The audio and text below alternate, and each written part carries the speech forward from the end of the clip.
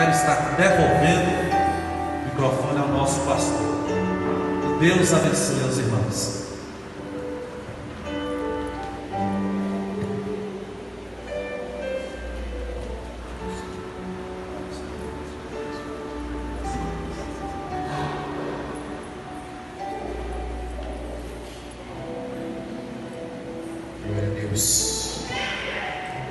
Eu saúdo a amada igreja com a paz do Senhor.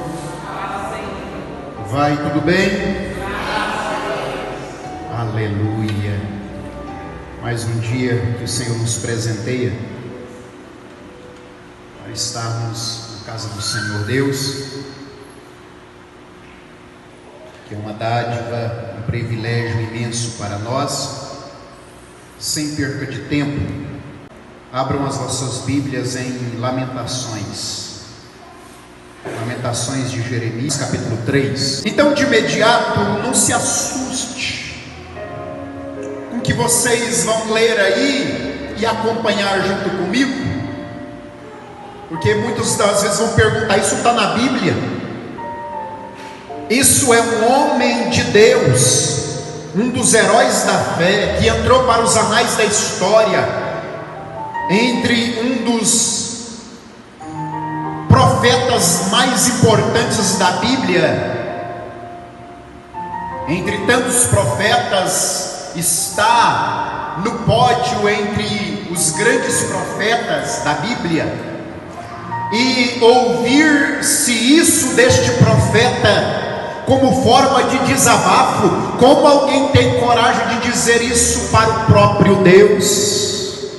Dizer isso para si mesmo, dizer isso para a sua vida, amaldiçoando o seu ministério, amaldiçoando a sua vida, porque vai dar-se a entender que é tudo isso que está acontecendo aqui, na proporção que vocês forem lendo.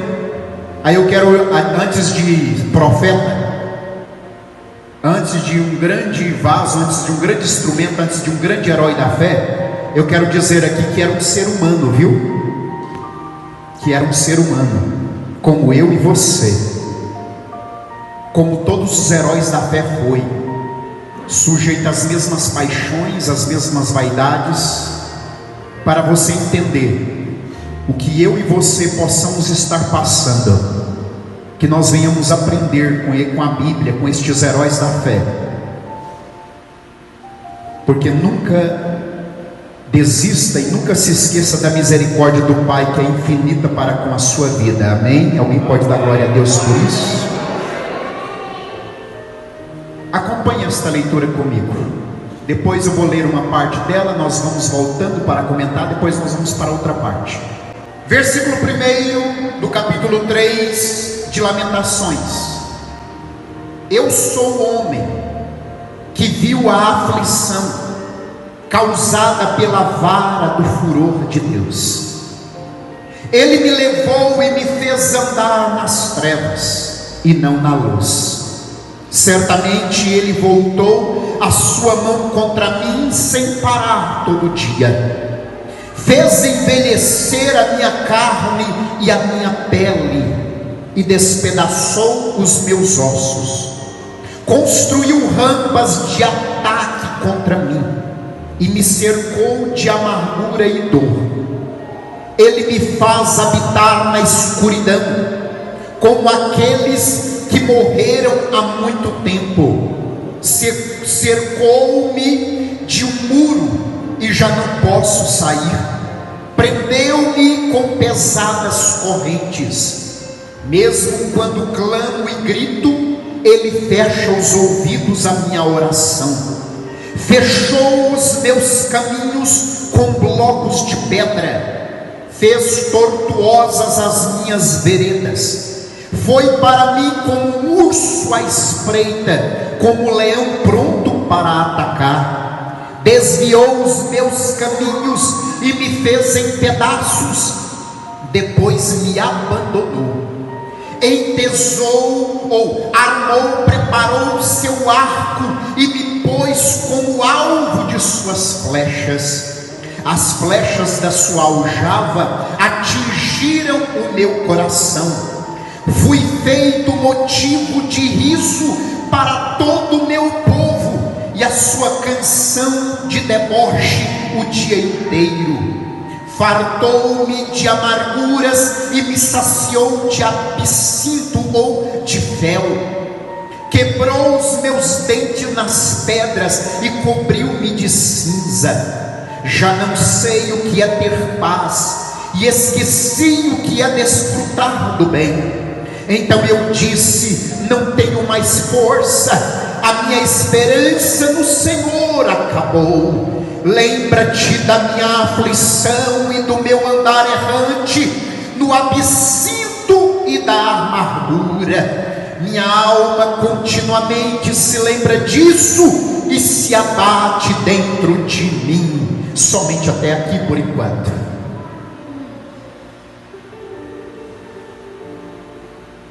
Pastor, quer dizer que isso aqui é alguém desabafando com o seu Deus?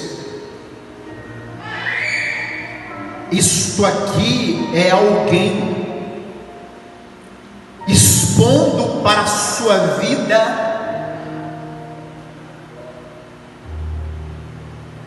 o presente de vida que recebeu.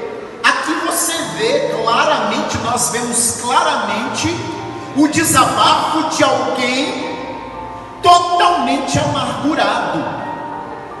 E aí eu pergunto, pela expressão que você percebe-se aqui, nós vemos aqui alguém que está sendo amigo de Deus ou está verdadeiramente, com perdão da palavra, talvez até desviado?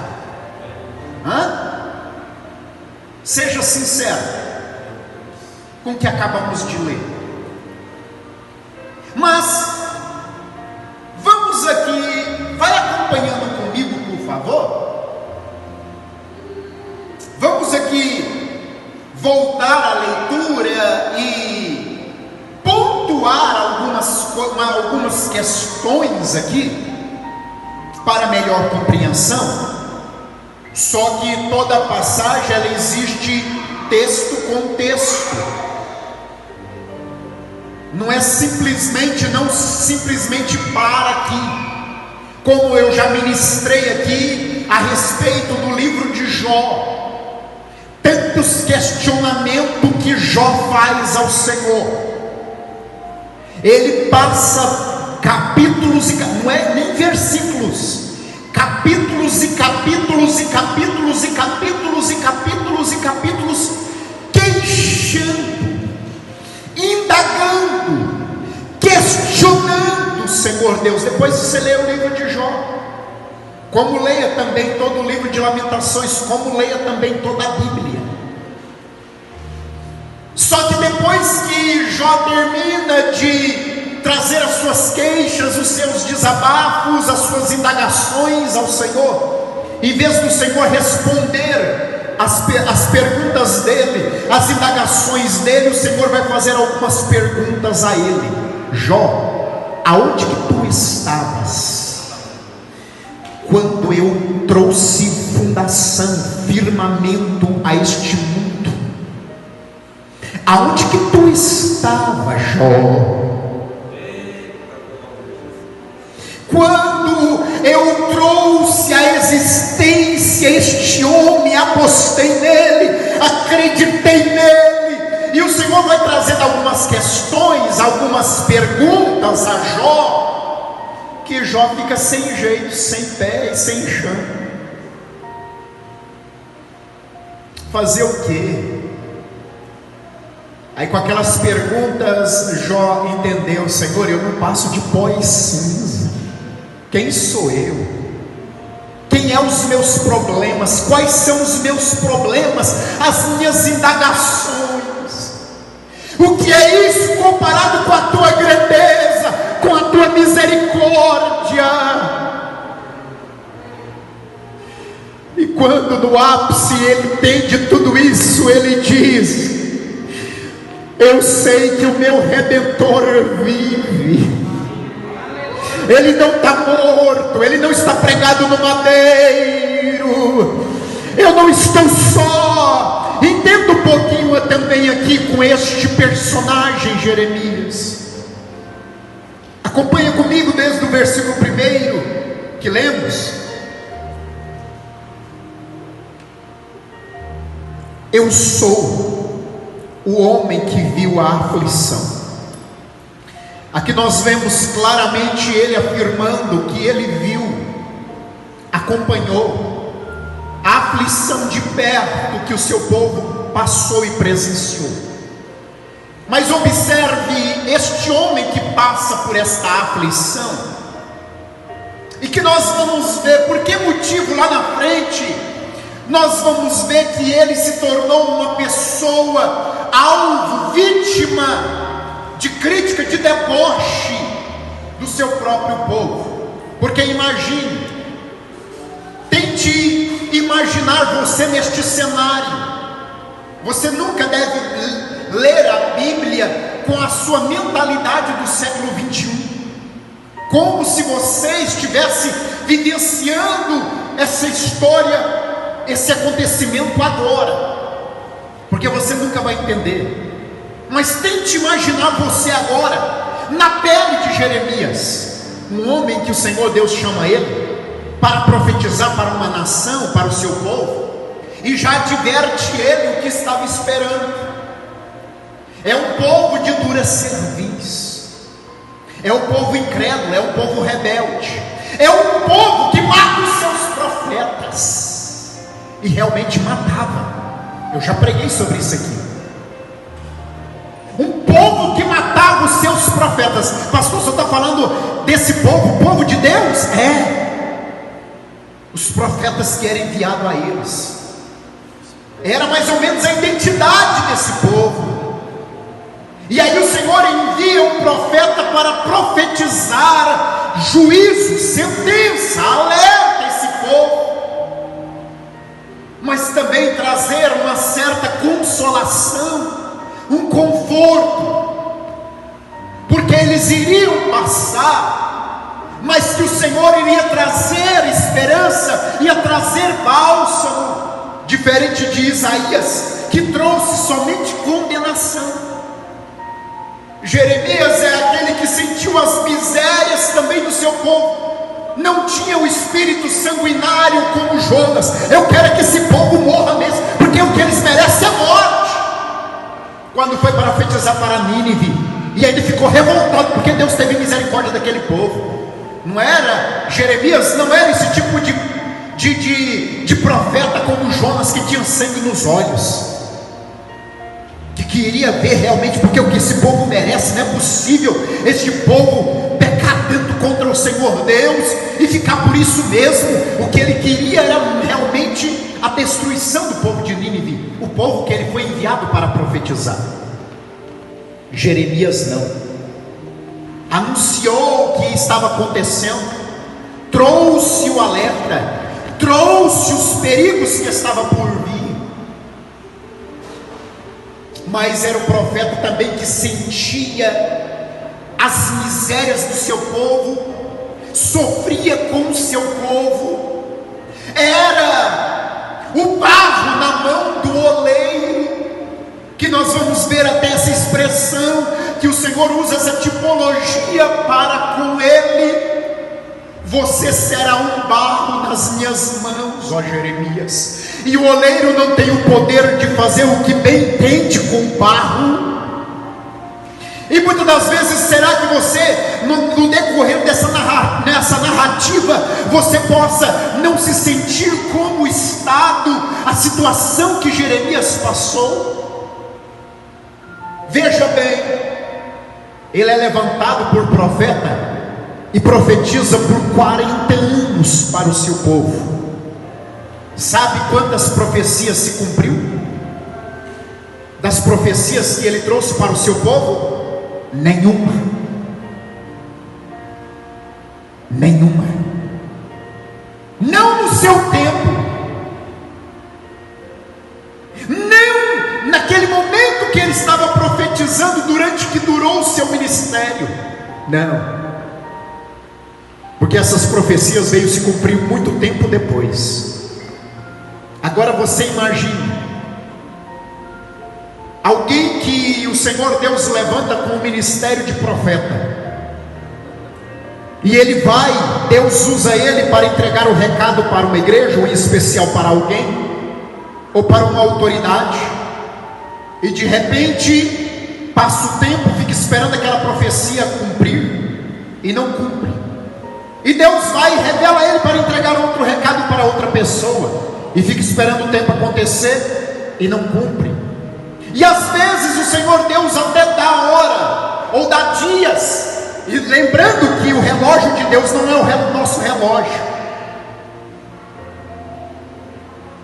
Como foi trazido a revelação para o povo de Israel, acerca das semanas de juízo que viria sobre aquele povo,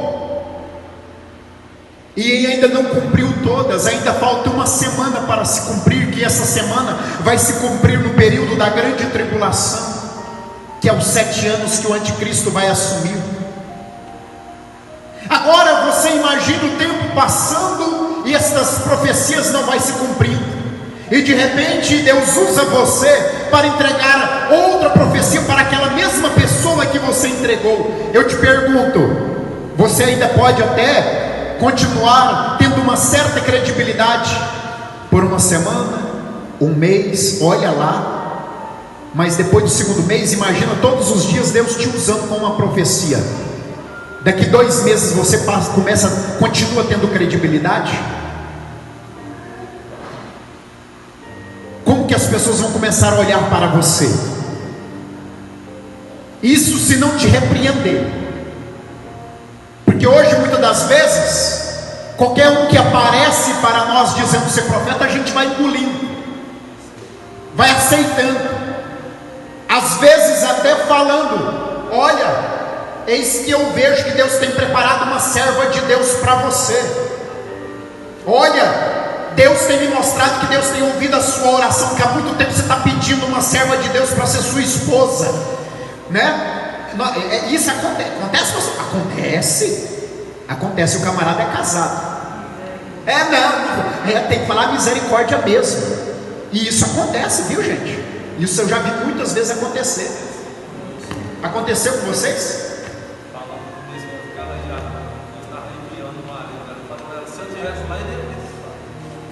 Falou para sua esposa que Deus estava enviando um marido para ela. Aí aconteceu com eles.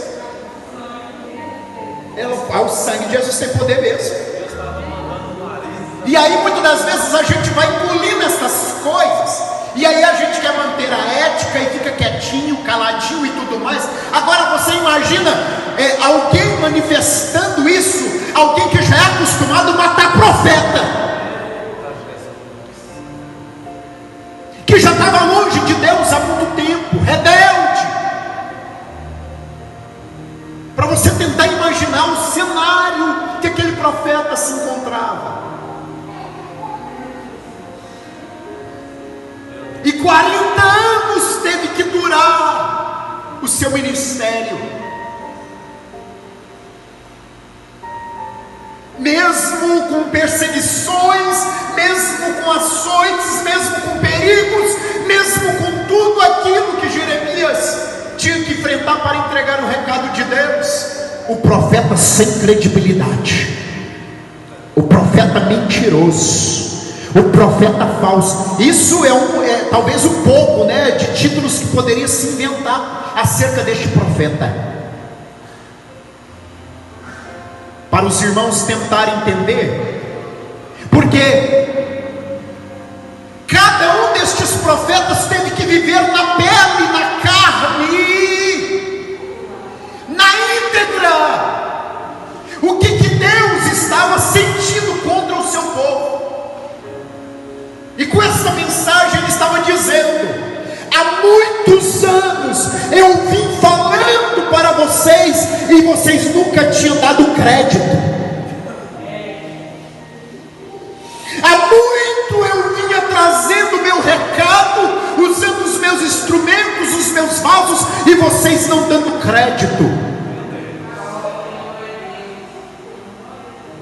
E Jeremias vai ter que passar por aquilo para ver se a ficha deles cai,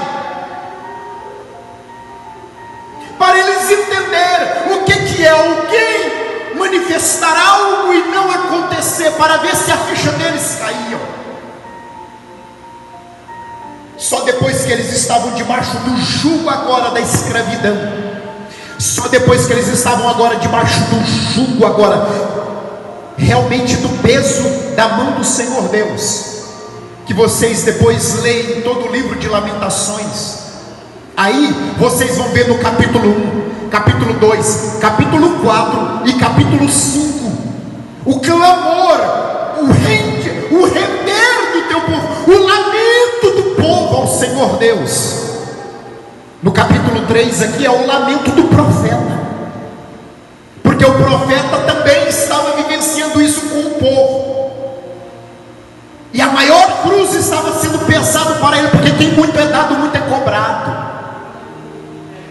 E ele estava sendo mais cobrado por representar tamanho papel, tamanha responsabilidade, e ele tinha que ser o exemplo em tudo.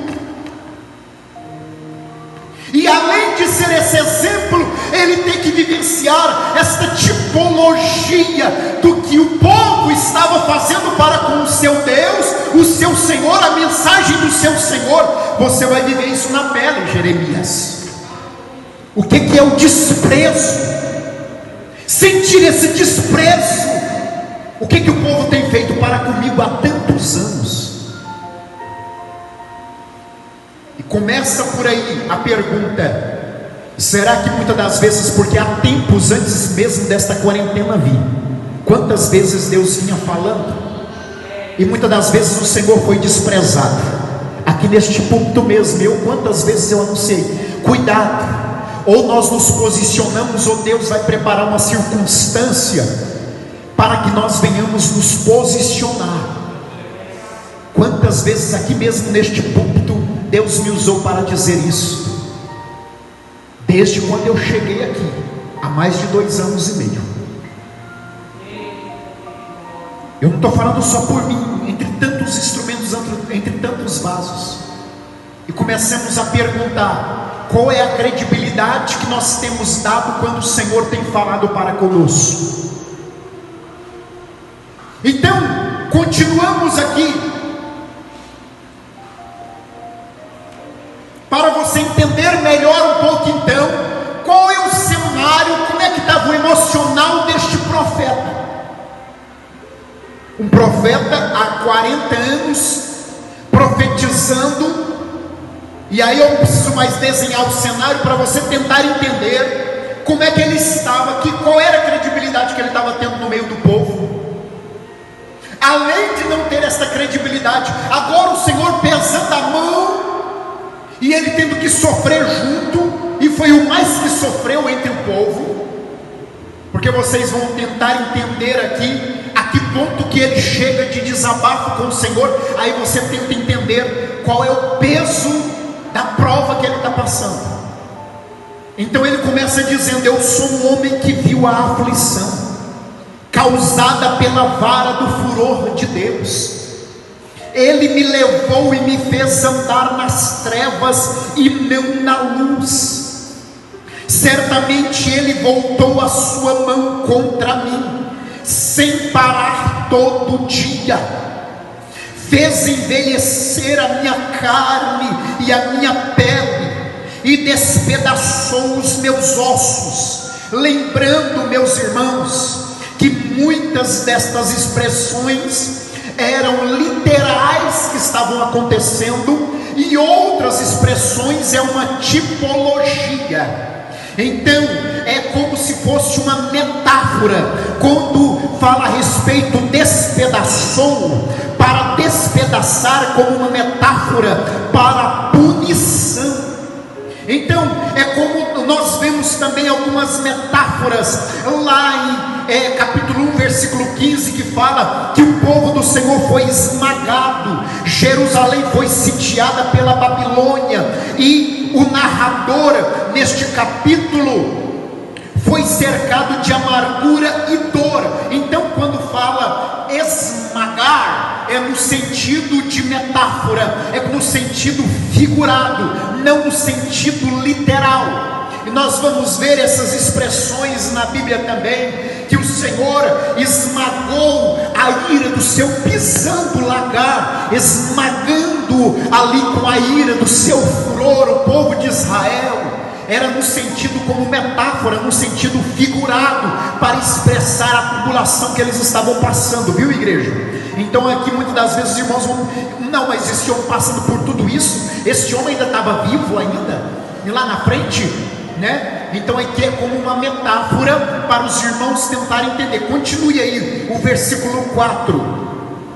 Construiu rampas de ataque contra mim e me cercou de amargura e dor. Ele me faz habitar na escuridão, como aqueles que morreram há muito tempo. Ou seja, ele estava se sentindo como alguém que já estava morto, sepultado numa escuridão apenas. A única coisa que ele via na sua vida era escuridão. Ele não via a luz no fundo do túnel. Para os irmãos tentar entender, por muitas das vezes nós imaginamos que o céu está de bronze. Aqui não era bronze, ele estava imaginando numa vida totalmente escura, negra. Era o que estava acontecendo com ele. Era assim que a alma dele estava se sentindo. Era assim que os olhos dele estavam vendo. Detalhe: os nossos olhos é a janela da alma. Então imagine aquilo que você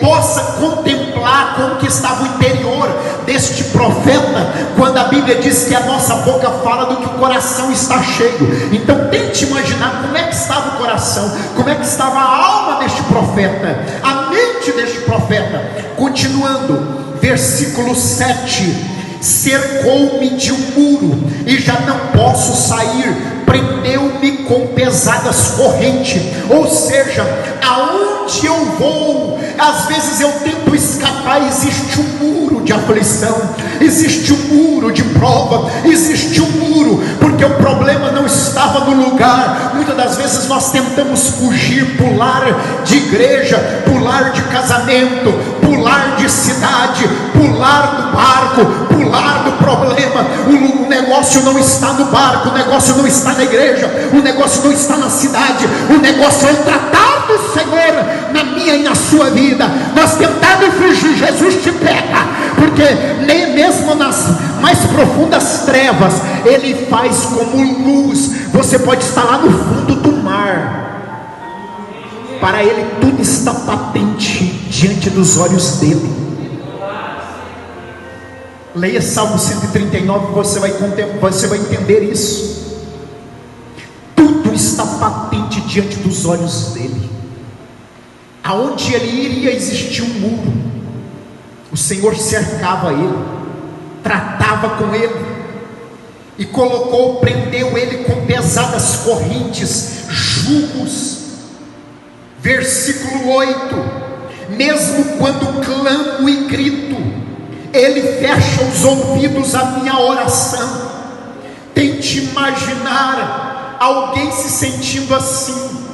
Ele não estava mais apenas orando naturalmente, ele não estava apenas dialogando. Aqui ele já estava no estado de clamor, de grito, de desespero. Alguém para chegar nisso, ele está no ápice da sua angústia. E a resposta, o que ele se sentia? O silêncio de Deus. Na expressão dele, o Senhor Deus não me escuta. Quando o Senhor Deus, Ele nunca deixou de ouvir uma oração de um filho seu, sendo apenas no pensamento, em lágrimas, em sussurro, em grito, seja o que for, Ele te entende. Só que as coisas nunca é do meu jeito e nem do seu jeito, é do jeito dele. E quando ele está em silêncio, o silêncio dele não é que ele não está ouvindo, o silêncio dele não é resposta, o silêncio dele é que ele está trabalhando,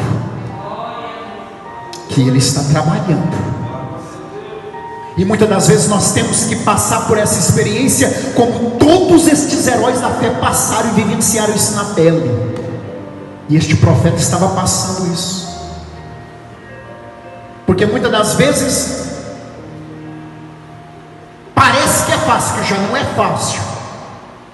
Nós temos uma responsabilidade de sermos um mensageiro, termos um ministério como Jeremias tinha, e você sofrer a represária do mundo, os açoites do mundo, a perseguição do mundo, o ciúme do mundo, as pedradas do mundo. Agora, duro é quando você olha para o Pai, como Jesus teve que uma vez olhar para o Pai, no momento que ele mais precisou.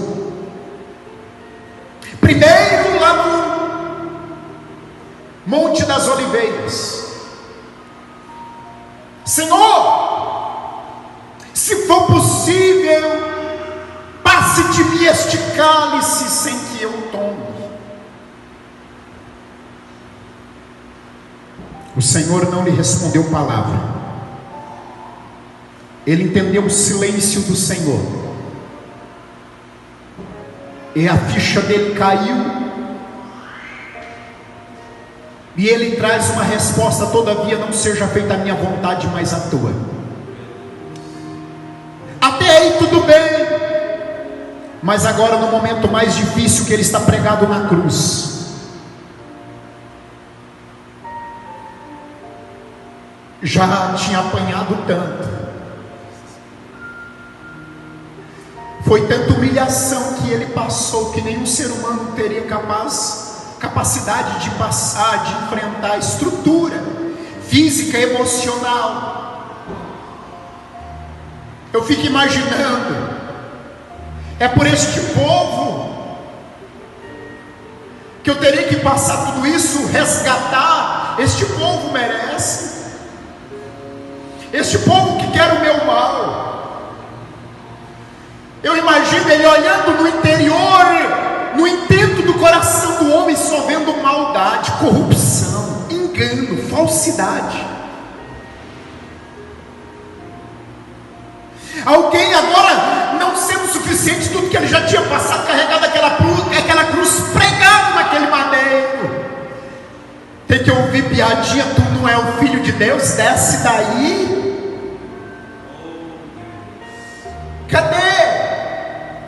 Cadê aquele que fazia milagres, se dizendo o filho de Deus? Cadê o bambambam? Cadê o herói?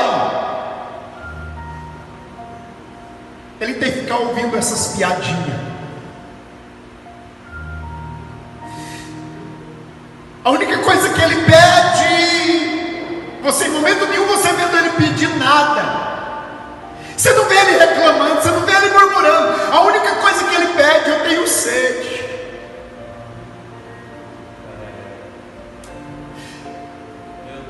Não era o suficiente que já estavam fazendo? Pega uma esponja e coloca na ponta de uma lança, molha num vinagre e coloca na boca dele.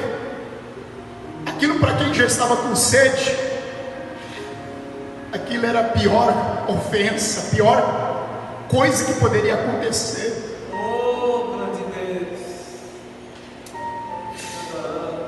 Ele está nos últimos momentos de sustentar o que ele estava passando,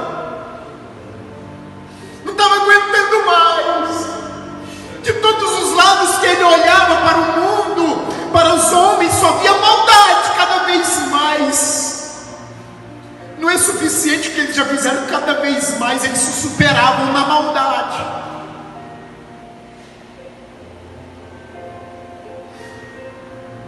Eu imagino, já que eu não posso contar com o mundo aqui, com o homem, pelo menos eu acho que eu posso contar com o Pai. E ele olha para o Pai, e ele brada: Eloi, Eloi, lama sabachthani. O que quer dizer isso? Em primeiro lugar, o Senhor não está vendo tudo isso que estão fazendo com o teu filho? Oh, glória a Jesus. Está pesado, papai, está doendo, eu não aguento mais. Essa expressão que ele diz para o Pai, Eloi, Eloi, lama sabachthani, significa: Deus meu, por que me desamparaste?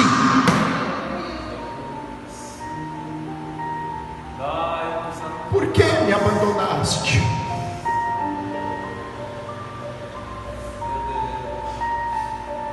Porque eu imagino que enquanto ele está olhando aqui para a terra, o seu pai está vendo ali o que seu filho está passando, e já estava duro demais, doendo demais ver o seu filho passar por aquilo. Mas quando ele olha para o pai, o seu lado humano só vê o céu azul, mas o seu lado 100% Deus vê o seu pai assentado no trono. E naquele momento, quando ele olha para o pai, o seu pai levanta e vira as costas para o filho.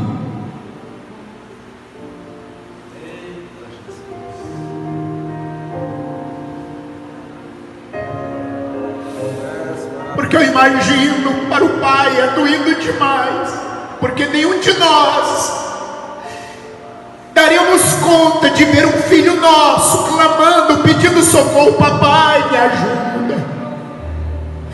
Nós daríamos conta de ficar quieto, sem fazer nada. Você enfrentaria qualquer parada por conta do seu filho. Será que o nosso pai, o nosso Deus, seria diferente ver aquilo que estava acontecendo com o seu filho? Foi doído demais para ele não ter que ver, e também não ter que ver tamanhos pecados, tamanhas atrocidades que seu filho estava trazendo sobre si, sobre o madeiro.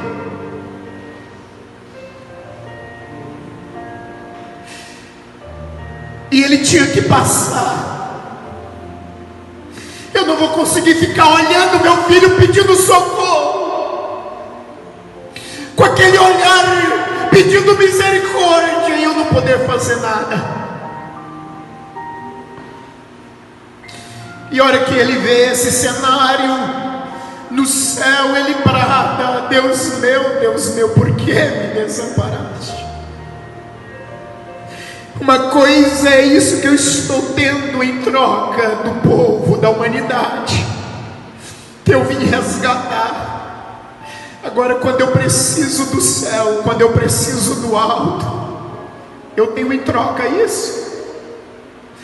Para você tentar imaginar aqui, até o próprio Filho de Deus, o nosso Salvador, o que ele teve que passar em meu e em seu lugar. O que tantos heróis da fé teve que passar, de imaginar que o céu estava cerrado, que Deus não estava ouvindo a sua oração. Às vezes, será que não é o que você está passando? Ou já passou? Muitas das vezes, imaginar que o céu está cerrado, que Deus não está ouvindo, que você imagina só a escuridão na sua vida. Onde está, meu Deus? Onde está, meu Deus, que não vê, que não contempla? Jesus passou por isso, Jesus sentiu esse abandono. Estes heróis da fé sentiram, passaram por isso. Aprenda com isso, que a questão aqui não é apenas isso. Existe mais nessa história. Não é só dia mal, não. O dia mal passa. Eu tenho uma nova para você: o dia mal passa, a luz chega, a esperança chega. Tudo tem um tempo, tudo está determinado pelo Senhor. Versículo 9: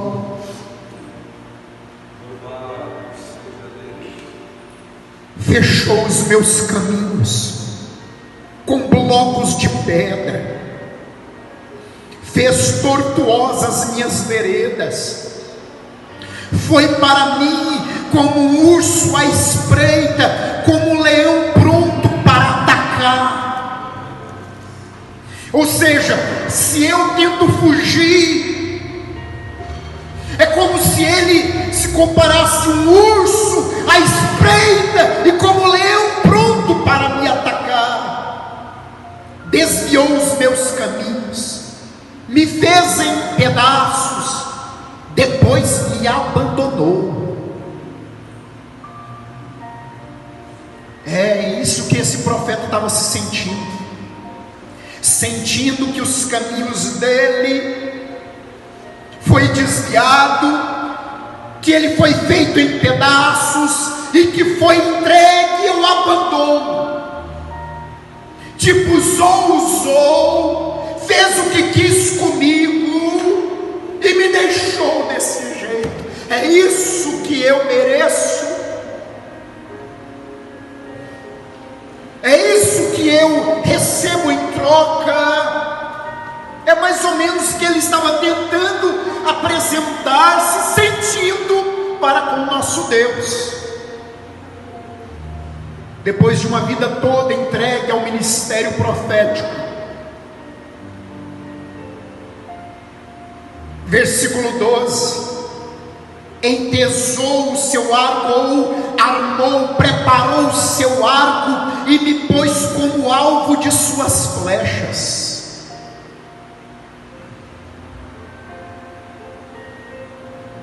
As flechas da sua aljava atingiram meu coração. Fui feito motivo de riso para todo o meu povo, e a sua canção de deboche o dia todo, o dia inteiro. Não é para menos, né? Um profeta que não tem as suas profecias se cumprindo, um profeta charlatão, mentiroso. Fui feito motivo de riso para todo o meu povo, e a sua canção de deboche o dia todo, o dia inteiro. Ainda fizeram musiquinha de piadinha para com ele. Aqui está feio. Quando vai para o Pai, o céu está de bronze.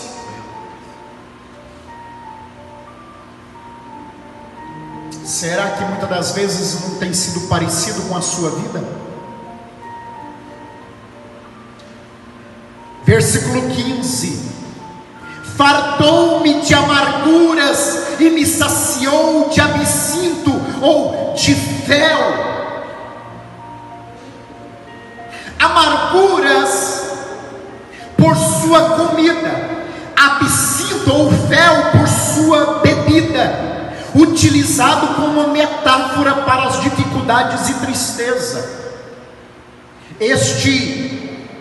Esta amargura, este absinto ou este fel, era este simbolismo como alimento para as dificuldades e tristeza que ele estava vivenciando. Quebrou os meus dentes nas pedras e cobriu-me de cinza.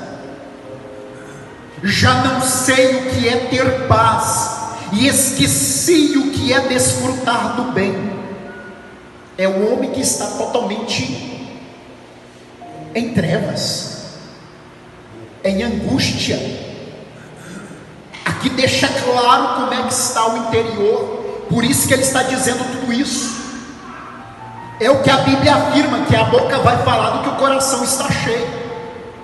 Então tentar ver se há algum bem, se há alguma paz no interior deste homem. Aqui ele mesmo está dizendo. E a nossa paz, quem é a igreja? Aqui afirma claramente, ele está tendo Deus na sua vida, sim ou não? Um homem que diz que não está em paz, que já não há bem nenhum nele, será que ele já está longe do Pai, a léguas de distância? Já se comparou como morto? Será que não é muitas das vezes o que acontece? Você está insistindo tanto, lutando tanto, e de repente a cruz está tão pesada. Você quer saber de uma coisa? Não vale a pena não. E aí cada vez mais você vai se afastando da oração, vai se afastando dos cultos, vai se afastando da leitura bíblica, vai se afastando da perseverança, vai se afastando da fé, vai se afastando de dar bom testemunho, vai se afastando. Hora que você vê,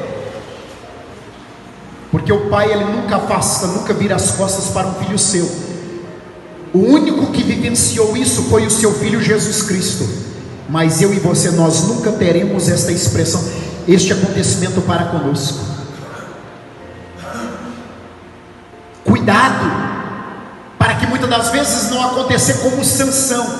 E não sabia Sansão que o Espírito Santo já não estava mais na vida dele. E muitas das vezes nós pensamos que estamos vivos. E às vezes, hora que a gente menos imagina, nós nos pegamos pensando certas coisas, dizendo certas coisas. Aí você mesmo se questiona: peraí, gente, mas isso é coisa de cristão falar, pensar, imaginar, praticar? E às vezes você fica olhando para dentro de você: por que o Espírito Santo de Deus não está me incomodando? Será que o Espírito Santo de Deus ainda está aí? Porque eu estou pregando aqui não é só para os irmãos, esta mensagem vai chegar para o Brasil todo, e quem sabe fora do Brasil. Será que o Espírito Santo de Deus ainda está aí? Eu estou olhando aqui para a câmera.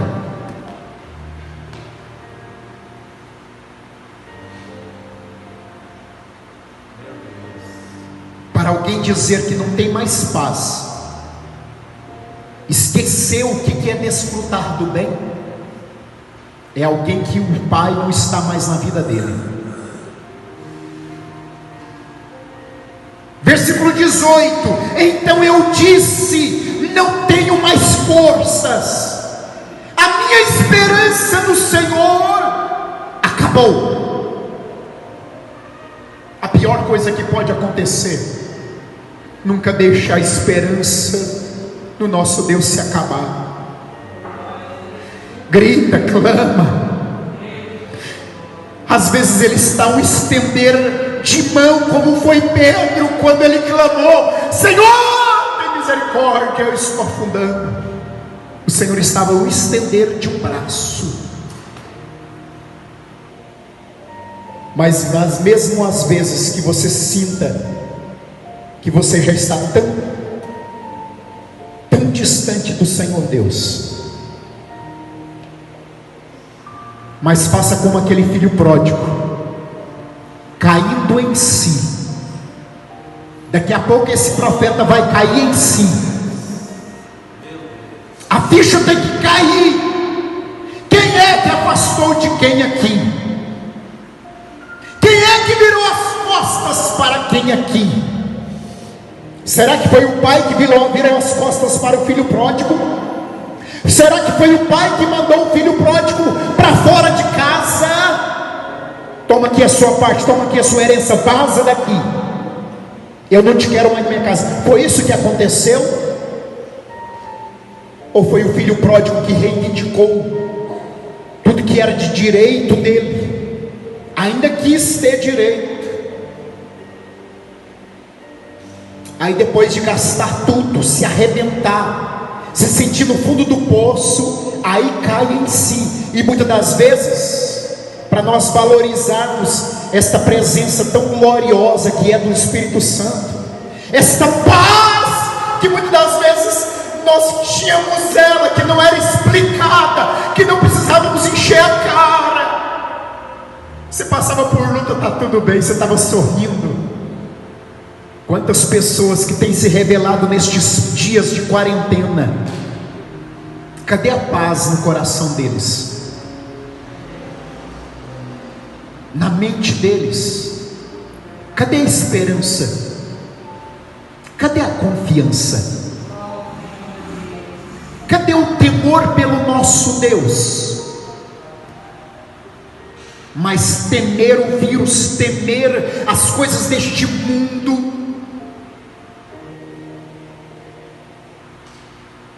Muitos às vezes nesses dias pode até estar dizendo, né, eu sou crente, mas vai dar trabalho, mesmo depois de que essa crise passar.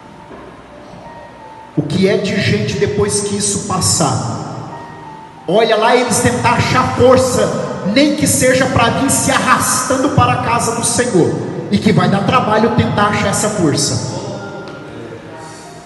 Nós que estamos aqui diariamente, já não é fácil vencermos um leão diariamente contra a nossa força, ou seja, contra a nossa carne, contra os nossos desejos, contra o embaraço. Nós estamos aqui continuamente na presença do Senhor, já não é fácil.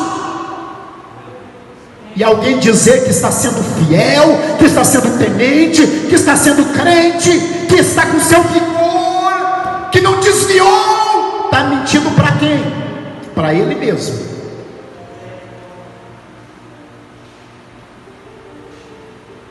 Depois veremos, depois desses dias passar, aqueles que ainda conseguir sair, depois dessa situação, ainda sobreviver na fé. Não é palavra profética não, é porque é a Bíblia que diz isso. Não se escandalize depois de tudo isso passar, nós começarmos a ver muitos dos nossos irmãos aí, em certos lugares e tudo mais, mas não era nosso irmão, não era até obreiro, se não se alimentar morre.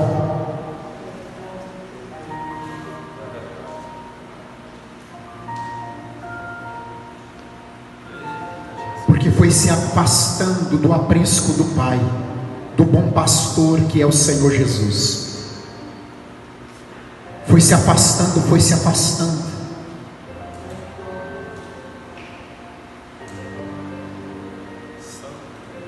E muitas das vezes tem que perder, chegar no fundo do poço como o filho pródigo, para valorizar e a ficha cair e lembrar.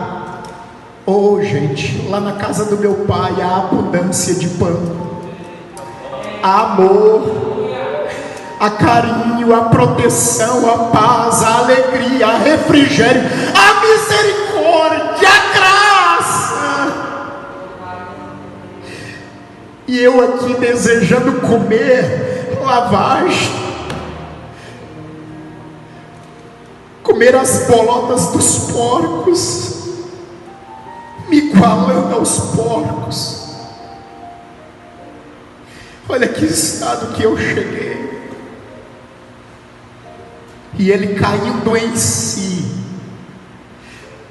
tem este pensamento, e a atitude tem que partir daquele que virou as costas e estava tão distante, não estava à distância de um estender de braço.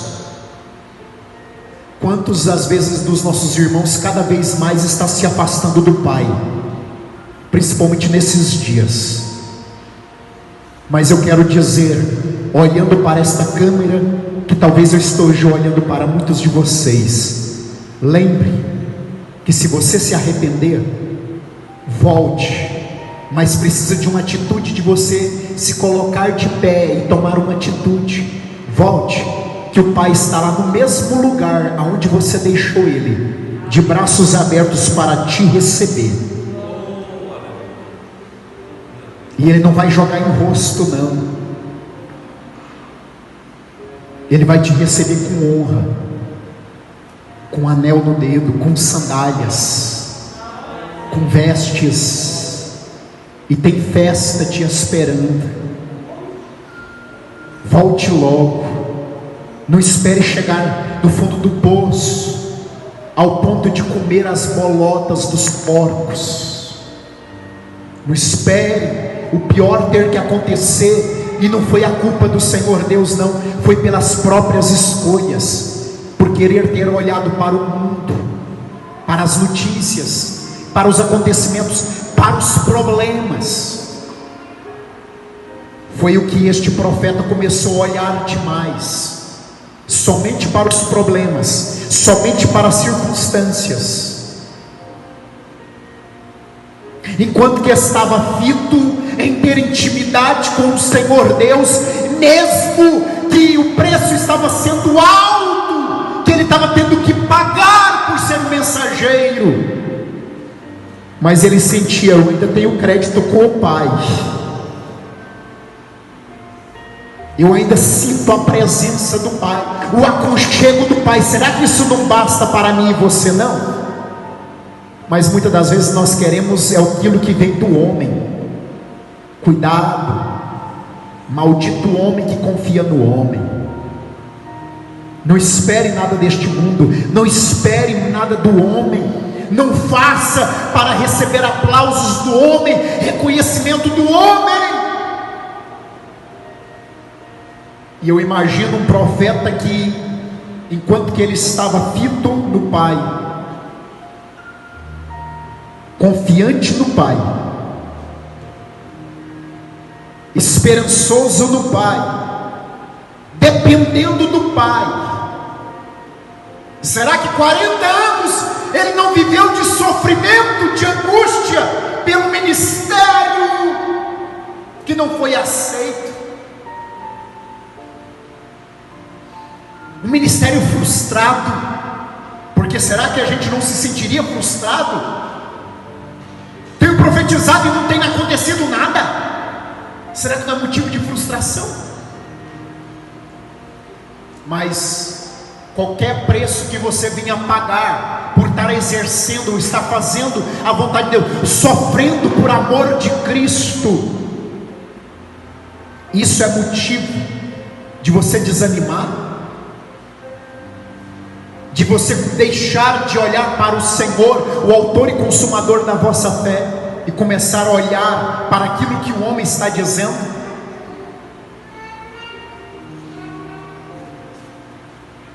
Versículo 19: lembra-te da minha aflição e do meu andar errante, do abismo e da amargura. Minha alma continuamente se lembra disso e se abate dentro de mim. É alguém que está lembrando,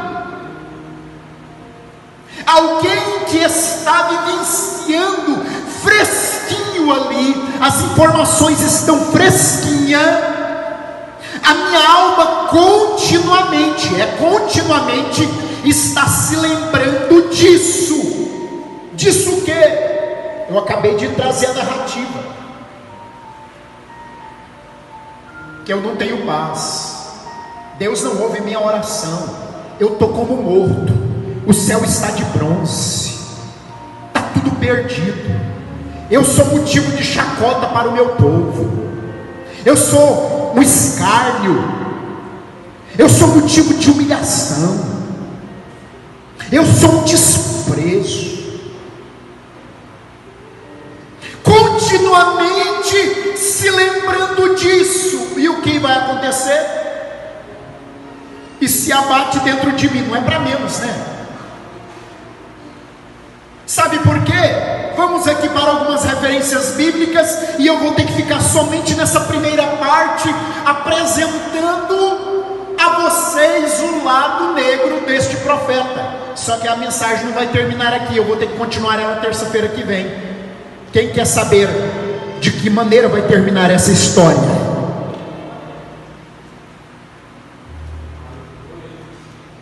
Eu estou apresentando a vocês aqui o lado negro, que muitas das vezes pode ser o nosso. Só que antes de tudo isso, de nós partirmos para a continuidade, eu quero dizer que há um amanhecer chegando aí. A noite pode ser escura, o choro pode durar a noite inteira, mas a alegria ela vem pelo amanhã, viu?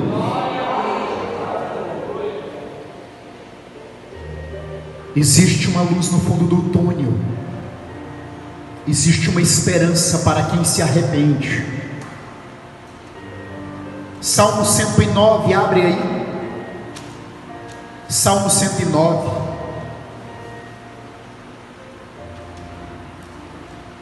Vamos tentar imaginar aqui, tecer essa história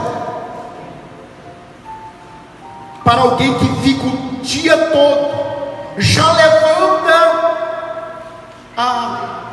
tem que levantar, ou esse despertador maldito, eu tenho que ir para aquele emprego, misericórdia, sangue de Jesus, já levanta amaldiçoando o dia, já levanta na segunda-feira amaldiçoando a semana. Ou estou tão cansado, eu queria dormir mais e tudo mais. E aí já levanta imaginando bênção ou problema. Tem dívida para pagar, como é que eu vou fazer para pagar essa dívida? Como é que eu vou fazer para resolver aquele problema? Já levanta amaldiçoando o dia, com a mente contaminada. O que você acha que te aguarda a semana? O que você acha que aguarda o seu dia? Bênção ou maldição? Quer prova bíblica? Salmo 109, versículo 17, olha o que te aguarda. Aqui o profeta, continuamente só se lembrava do que eu acabei de trazer para vocês aqui. Era coisa boa ou ruim? Aí veja, Salmo 109, versículo 17: visto que amou a maldição, que ela lhe sobrevenha, não desejou a bênção, que ela se afaste dele. A bênção vai se afastar desse camarada que não merece, porque ele só quer pensar, só amar a maldição, que ela vem sobre ele.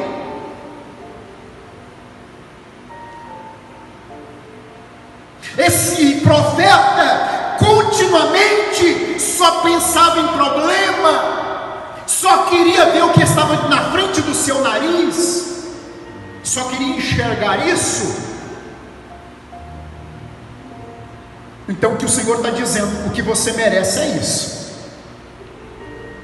Vai amaldiçoar a sua semana, vai amaldiçoar o seu ministério, vai amaldiçoar o seu marido, vai amaldiçoar a sua esposa, vai amaldiçoar, vai reclamar, vai resmungar, vai murmurar. Quer os significados de resmungar? Leia lá aquelas frases. Eu não preguei essas frases aí na igreja, tanto recado e tudo mais, por mais que alguns já tira e tudo mais. Para que isso tudo e tudo mais e tal? É para quem valoriza. Mas se você começar a profetizar bênção na sua vida, graças a Deus que eu tenho que levantar cedo porque eu tenho um emprego, graças a Deus que eu tenho que lavar essa pia cheia de louça, é porque eu tive um prato, eu tive a comida para comer, e eu tenho graças a Deus que eu tenho uma família, dá trabalho, mas é a minha família. Se eu tenho uma casa para limpar, não limpa ela reclamando não, graças a Deus porque você tem uma casa para limpar. Quantas pessoas que às vezes está debaixo de uma ponte, doidinho por um teto. Quantas pessoas às vezes num leito de enfermidade, doidinho para ter o trabalho que você tem de uma família. Quantas pessoas com seu ventre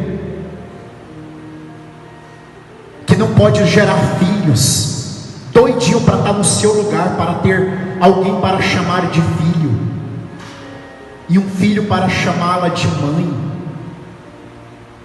Quantas pessoas gostariam de estar no seu lugar, de ter aquele emprego que você acha que é um lixo, que é uma miséria, que é uma...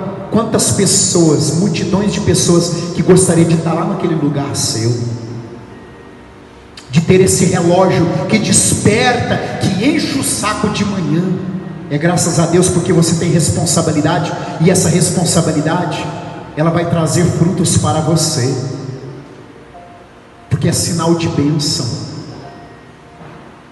E muitas das vezes, será que nós não pegamos aquilo que é bênção e nós não transformamos isso em maldição? Resmungando, murmuramos. O que o Senhor disse que nós merecemos? É pancada, é maldição. Que ela sobrevenha, tudo aquilo que você está saindo da sua boca, que você está dizendo, que ela sobrevenha sobre você. E muitas das vezes nós não entendemos, por que meu casamento está assim, por que meu marido está assim, por que minha esposa está assim, por que meu filho está assim, por que às vezes eu estou sentindo esse clima pesado, por que nada melhora, eu não estou sentindo paz nesse emprego e tudo mais. Será que não foi você que amaldiçoou?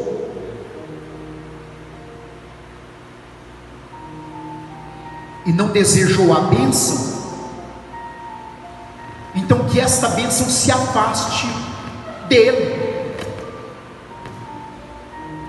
porque tem mais prova bíblica sobre isso. Abre aí Provérbios 23, 7. Provérbios 23, 7. A parte A. O que o profeta diz no versículo 20? Minha alma continuamente se lembra disso. E vai acontecer o que de resultado? A minha alma se abate dentro de mim. Se lembrava disso o tempo todo. E eu acabei de dizer, nesta 1 hora que eu estou falando aqui, só de luta, de problema, que passava na mente deste profeta. Aí que o Senhor vai dizer em Provérbios 23, versículo 7, a parte A: pois como imaginar na sua alma, assim é, assim será. E o que a mente, a alma deste profeta imaginava continuamente? Bênção ou desgraça? E aí você entendeu o que diz Salmo 109, versículo 17? Para encerrarmos, abre Isaías 14. Isaías capítulo 14,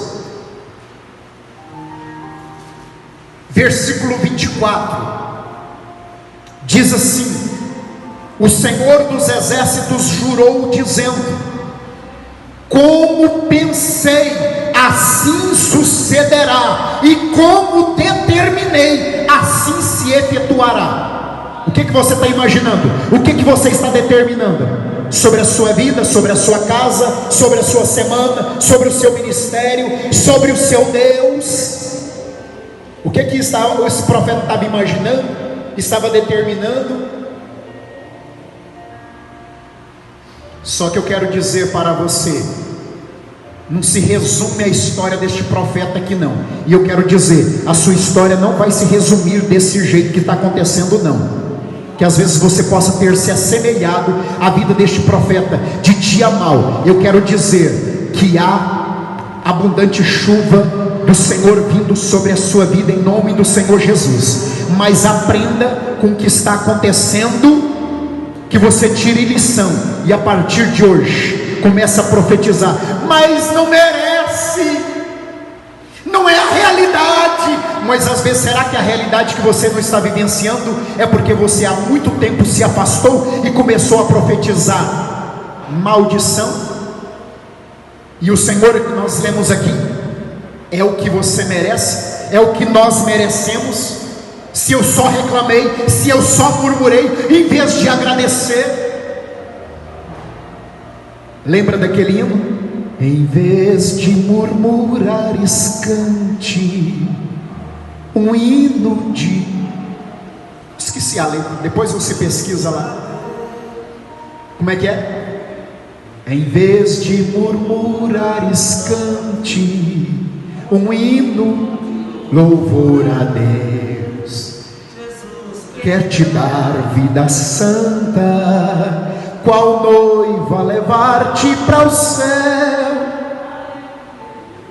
É lindo este hino. Que tal nós aprendermos com ele? Em vez de reclamarmos, murmurarmos, lastimarmos. Ei, a realidade está aí. Mas essa realidade é a promessa de Deus para a sua vida. Esta realidade é a verdade de Deus para a sua vida. Se você olha para o mundo, você só vê trevas. E você quer se igualar a este mundo para ser uma treva também? Ou você quer profetizar a abundante paz, a abundante vida, a abundante bênção, a abundante verdade que o Senhor declarou acerca da sua vida? Comece hoje. Este cenário vai mudar na vida deste profeta, como vai mudar no nosso também. Eu profetizo isso em nome de Jesus. Terça-feira tem mais e nós vamos continuar. Amém, igreja? Vamos ofertar ao Senhor neste momento, ofertando com alegria para a obra do Senhor Deus. Lembrando que a oferta faz parte do culto, faz parte da adoração. Quinta-feira nós estaremos aí com o nosso grande culto de departamento. Sábado nós estaremos aí com a nossa reunião ministerial. convocação para todos os obreiros e líderes de departamento, começando às 18 horas a nossa reunião ministerial. Os irmãos, amém, obreiros, líderes de departamentos estão convocados para esta reunião às 18 horas no sábado. Domingo, escola bíblica dominical normalmente às 9 horas da manhã, e à noite a nossa grande festa, a Santa Ceia do Senhor. Lembrando que vai ser em 2 períodos, e os irmãos terão que fazer agendamento de horário. Qual dos 2 períodos vai dar certo para os irmãos? Então aqueles irmãos que já quiserem procurar hoje, mandar mensagem ou me ligar, me avisando do decorrer dessa semana qual dos 2 períodos vai dar certo no domingo para vocês vir. Vai ser às 16 horas, 4 horas da tarde, o primeiro período, e o segundo período às 19 horas, 7 horas da noite. Então, às 4 horas e 7 horas da noite, 16 e 19 horas, os 2 períodos da Santa Ceia. Então você escolhe qual dos 2 horários fica melhor para vocês, tá bom? E para nós não termos um período só, para não haver aí aglomeração de pessoas para esta Santa Ceia, e que será uma bênção em nome de Jesus. Então os irmãos se programem para nós estarmos aí nesta grande festa no domingo em nome de Jesus. E eu quero estar passando aqui para o presbítero Luciandro, está fazendo o encerramento, a oração, a bênção apostólica, o encerramento deste culto em nome de Jesus.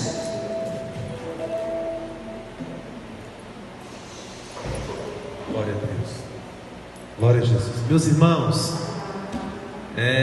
me permita, o pastor aqui dizer, eu estava ali meditando, sabe aquele almoço que você, melhor da sua vida que você já comeu? O irmão de Mar gosta muito de picanha. Eu imagino que esta palavra foi como uma picanha espiritual. Eu não sei o grau de atenção que você deu a esta palavra, mas eu estava dali querendo associar a alguma coisa, como Salomão fazia, né? Comparava com a esposa, como as éguas, né? E eu queria associar alguma coisa. Eu imagino que seja como uma picanha espiritual. Eu só comi picanha uma vez só. Eu imagino, irmãos, que seja como uma picanha espiritual. Agora chega na tua casa de frente ao espelho e pergunta para você mesmo: eu cheguei pelo menos a um grau mínimo do que Jeremias chegou? E no versículo 2 ele diz que foi o próprio Senhor que levou ele a passar isso. Sabe? E ele estava há 40 anos ali. Agora em nós, que tempo que nós temos, quem sabe, eu quero isso, e aí o Senhor demorou 2 meses e nós começamos a reclamar. Meu Deus, eu não imaginava que eu ia receber um alimento desse hoje. Sinceramente, me perdoe, pastor, dizer isso, mas eu não imaginava que eu ia receber uma picanha espiritual dessa. Medita mesmo, vai para a tua casa, mas medita no que Deus mandou para você hoje. Picanha espiritual, porque nós questionamos, reclamamos por causa de coisas, não dá para comparar. E Jeremias, como o pastor disse, nós só chegamos na metade do jantar. Na próxima terça-feira, se Deus não tiver arrebatado a igreja, nós vamos estar aqui, em nome de Jesus. Agora eu quero te pedir uma coisa: vai para a tua casa e amanhã, na primeira oportunidade, anuncia isso para os outros. Fala: meu irmão, você não está entendendo o que você deixou de comer terça-feira. Não perca não, fala para ele, não perca não, coloca isso como objetivo amanhã. E aí eu comecei: ô pastor, eu tenho que falar isso, me perdoe, eu estou com medo aqui, devo puxar meu paletó, mas irmão, sabe, pastor, que eu não entendi. Assim a gente deixa de meditar em coisas tão detalhistas, coisas pequenos detalhes, como eu falei aqui, que Deus me levou para nessa enfermidade, Deus me levou a observar detalhes. E aí o pastor disse: mas esse tanto de louça, aí a gente reclama por uma coisa, e você não vê o que te levou a sujar aquela louça. Ei, você está reclamando: Senhor, por que o Senhor colocou comida dentro da minha casa? Deus, por que o Senhor me deu tanta comida, tanta fartura? Olha o tanto de louça suja, entendeu, irmãos? Ah, mas porque uma casa, ei, tem alguém morando num barraco de lona, e você está reclamando porque está limpando uma casa, a casa é grande demais, e alguém está morando apertado. E eu tenho um exemplo do lado, lá da minha casa. E muitas das vezes eu vejo a minha filha dizer: mas a louça. Eu estou falando ela porque eu sei que não é só a minha família que acontece. E o pastor vem com esse alimento hoje aqui que eu vou esperar. E a gente reclama: meu Deus, mas tanta coisa para fazer. E aí às vezes até culpamos Deus: o horário é pouco. Ah, Deus errou, está dando pouco tempo para nós. É nós que... Vamos colocar de pé, irmãos, em nome de Jesus, senão misericórdia. É porque foi gostoso demais. Eu estava lá e tempo de falar: pastor, deixa eu falar. Porque realmente é um alimento. Faça isso amanhã, no primeiro momento que você encontrar, divulga alguém. Eu te prometo diante de Deus que eu vou fazer isso. Eu vou falar: irmão, você não está entendendo o que você perdeu. Grandioso e eterno Deus, muito obrigado, Senhor, por esse alimento. Pai, de coração eu agradeço. Me fez, ó Deus, enxergar com outros olhos. Meu Deus, me fez, ó Pai, observar o quanto nós somos ingratos, nós reclamamos. Meu Deus, o Senhor está nos abençoando a todo momento. O Senhor está fazendo, ó Pai, que nós venhamos absorver coisas boas, e muitas das vezes nós estamos reclamando, Pai. Senhor da glória, mas eu te peço ainda uma coisa, Pai, não deixa que nós venhamos esquecer estas palavras e também praticá-las, meu Deus. Meu Pai, não deixa que nós venhamos, meu Deus, deixar de falar para alguém, que nós possamos falar. Porque alguém, meu Deus, que não veio, ou alguém até mesmo, ó Deus, que está do outro lado, nas redes sociais, que possa ver, meu Deus querido, também esta palavra, ela venha despertar, ó Deus, em nome de Jesus. Meu Deus, que nós possamos absorver, Senhor, esta palavra e tirar, meu Deus querido, vitaminas para o nosso crescimento espiritual. Leva, meu Deus, o teu povo em paz para os seus lares. Guarda, proteja cada um, Senhor. Também, meu Deus querido, cada um daqueles que não pôde vir, que tem uma justificativa, Senhor, sincera, verdadeira, eu te peço, toma eles em tuas mãos. Se for enfermidade que impediu de eles estarem aqui, Deus, que o Senhor possa curá-los, repreender todo o mal. Assim nós oramos, meu Deus, e acreditamos na vitória, em nome de Jesus. Fica conosco, amém. Glória a Deus. Estenda as suas mãos assim. Creia na palavra do Senhor. Que o grande amor de Deus, a graça do nosso Senhor Jesus, a comunhão e consolação do Santo Espírito esteja com todo o povo de Deus, não só hoje, não só agora, mas agora e sempre. Só os que credizem. Amém. A vitória é nossa. Se Deus é por nós, e operando Deus, ninguém impedirá. Está terminado em nome de Jesus.